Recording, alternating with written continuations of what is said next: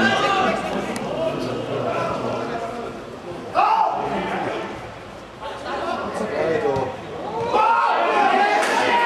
Ano. Ty Piaggio.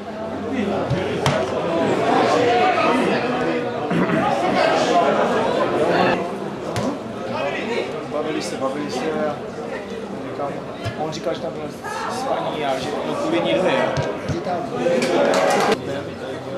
Se počuli na Vaňácký.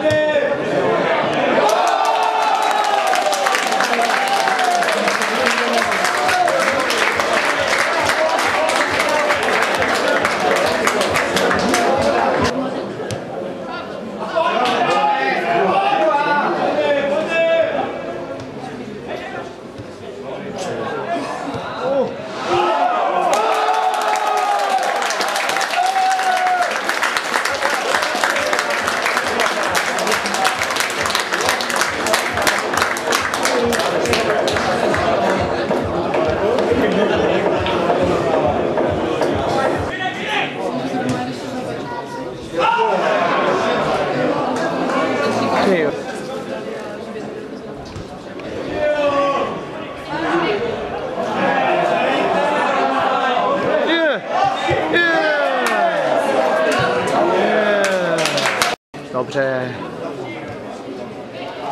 Výborně. Výborně.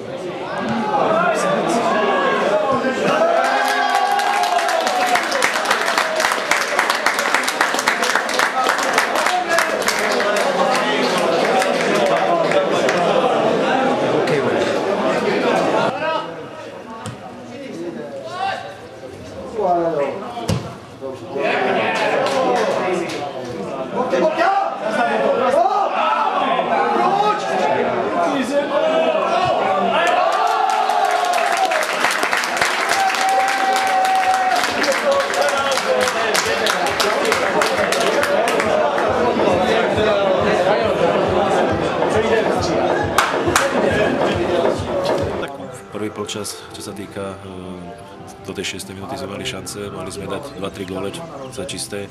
V zápätí Opava mala 2 šance gólové, čiže ten prvý polčas z našej strany nebol dobrý, bol taký dosť taký unavený. Chalani moc málo behali, neviem, či to bolo s tým teplom.